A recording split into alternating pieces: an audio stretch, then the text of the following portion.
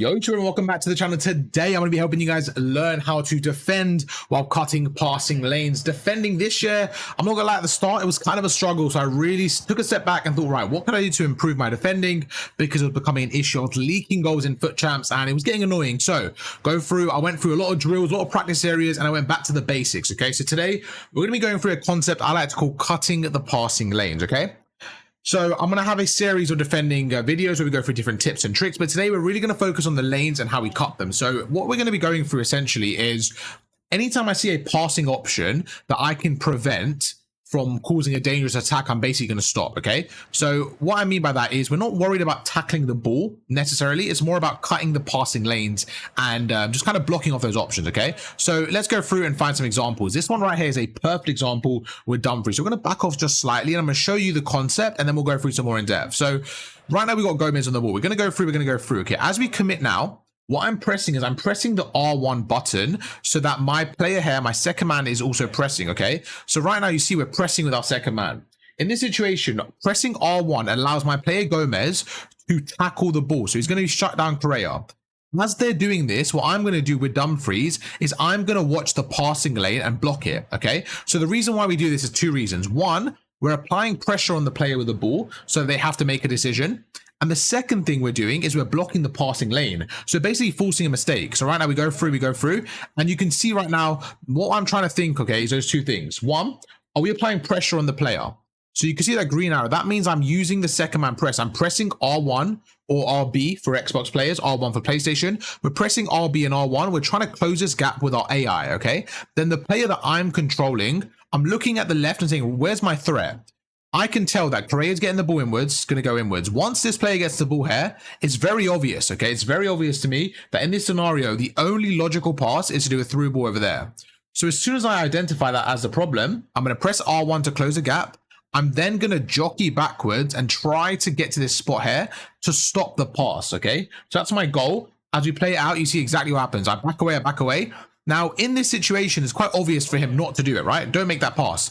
But think about it. He's making that pass a second earlier. Like, the way FIFA works is you have to be quick, right? So when he's pressing A now, he's already pressing Y. He thinks he's in the clear. He thinks he's kind of got through. So he's probably pressing Y already. But you can see I've actually jockeyed left and I've actually stopped the play. So you want to make sure when you're cutting lanes, you're thinking a play ahead, okay? So most important things to defending is thinking a play ahead. Don't get too over aggressive and try to cut those passing lanes and then you can hit them for the counter attack, okay? Really, really important. We're going to go through, like I said, we're going to have a few in-depth examples and the rest of them we're just going to slow down. Right there, you can see the same scenario. Like you're probably thinking, why would he make those passes? It's one of those where in the game, when you're thinking of a player, right now he's thinking of this player, okay? He's going to play inwards. He's immediately thinking right now, I'm going to close the angle. You can tell the way I've got my defender, it looks like I'm going to get aggressive and close the angle. So he's probably thinking as soon as I close him down, as soon as I get into this area here and close him down, he's going to turn right and then do a through ball inwards. And then he's going to turn right again and do another through ball inward. That's what his thought process probably is.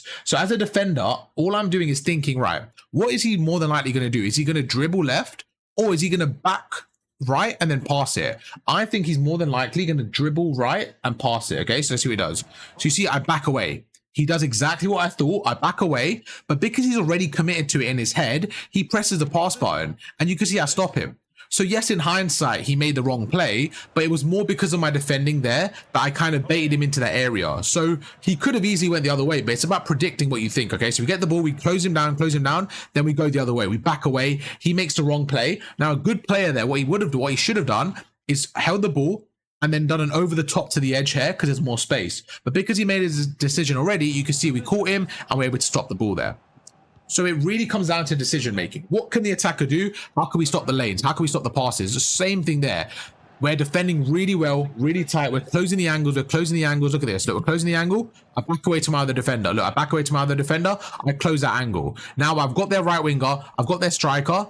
We back away again, and we're just limiting all their options. That's all we're doing, limiting all their options. If they want to run with the ball purely, that's absolutely fine. They can run with the ball. I'm going to limit all their options. So we go through, second man press, okay? Right now I can see his other attacker is backing off. So what I don't want to do is I don't want to overcommit with two defenders. I don't want to go there and have the second man press, him turn around, and then have a through ball inwards. Okay, so what I'm trying to do now is use my second man press, remember R1 or RB, let this defender, my fullback, take care of that player in the wing, and I'll cut the passing lane. So look, he's clearly overcommitting. I can see from him turning around, it's very obvious he's going to go for that pass. So I'm going to hold R1 so that my defender goes there, and I'm going to watch the passing lane. And that's exactly what happens. So all we're doing is watching the cut there. Let's back away and go through that again. It really comes down to what are the enemy, what is he likely to do? How is his body positioned? And what does it look like he's going to do? So right now, yes, he can carry on down the wing, but that's why we press the second man press to slow him down. Just make sure he's, you know, has a bit of pressure on him. As soon as he does that turn tells me straight away, okay? Make sure we have a backup plan. Our backup plan is R1. R1 is very broken AI defending. My AI is going to go there and block this area and close him down. It's going to close him down. While I'm going to watch the next big threat, which is this player right here. So all I'm doing is R1 to close him, manually go through and close that threat. That's all you need to do in this scenario. We go through, we back away, the ball goes in, and we hit him for the counter attack. Really efficient stuff there. Same situation. We go through, and guess what? I back away, the pass goes in. Easy tackle there. You want to cut the passing lanes as a #1 priority, and then once they get through, once they make a bit more pressure and get through, then you want to think about, you know, maybe doing those tackles. But honestly, like even in these scenarios right now, he's not going to run past my whole team. So I'm just going to watch Haaland. Watch Haaland, back away, and we cut the pass. That's it. I'm not worried about him dribbling past everyone, because more than likely they're going to go for that pass. Even when you think they won't, they are more than likely going to go for it. And if they do dribble past everyone, or they attempt to, you can then play your angles correctly. We'll go through that in a separate video, how to tackle, but you can play your angles correctly so that you're pushing them where you want them to be. Just cut the passing lanes, because that's the #1 priority. I want you to think about you as an attacker. When you're playing, what do you more than likely do? You more than likely pass the ball, be fast, be fluid. You don't really dribble past everyone. That's not really meta. It's not been for over a decade, just dribbling past every single player. It's never like that. You want to, you know, have those fast, quick passes, get into good positions, and then do those meta shots or meta skill moves to beat your opponents. But most of the time, you want to have those quick passes and you want to be effective. So if you can think about that as an attacking perspective, you now want to flip it and think, right, as a defender, I'm going to do the same thing.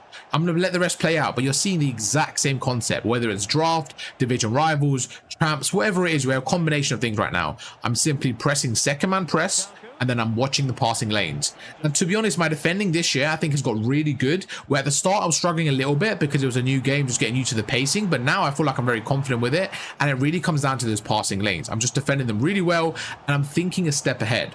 Even though it looks obvious to you, right? Like, it may look obvious to you, they're still going to try it. I'm guaranteed they're still going to try it. Like right now, this is so obvious. I'm watching this defender. Don't go for the through ball. But the reason they're going to try it is because if they get through that gap, they're in the money. They're in the goal. But if you just commit to your plan, like I'm doing now, you will more than likely stop them like 9 out of 10 times. So it's definitely worth just cutting the passing lanes, because they're still going to make that pass. Now, the one time it goes through, you can look here and say, right, what went wrong there? And that's how you can improve. Let's keep playing out. We got about one more clip here. Same situation. We cut the passing lanes with our midfielder. The reason I love doing that second man press and getting aggressive is because if I can cut those passing lanes, I can then hit them on the counter attack, and you're so much more open for more goals.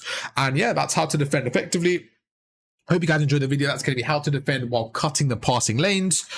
I hope it makes sense. If you guys have any questions, or you're a little bit confused the way I explained it, or just have any questions, make sure to comment down below and I'll try to give you guys the best answer. If it's something that can be explained in a further video, I'll make sure to do a specific video. But yeah, I hope you guys enjoy the video. If you did, drop a like, and I'll catch you guys for another video, another tutorial tomorrow. Peace.